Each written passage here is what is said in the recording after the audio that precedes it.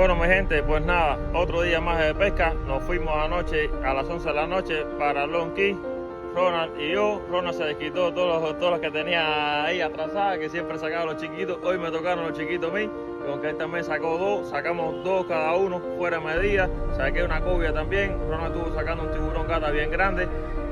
4 palcos fuera de medida, pero siempre vienen los de medida, mi gente. Miren por acá. Soltamos hasta 17,5, pero miren, este que es el más pequeño por acá, 18 pulgadas y un cuarto, y el otro 20 pulgadas y media.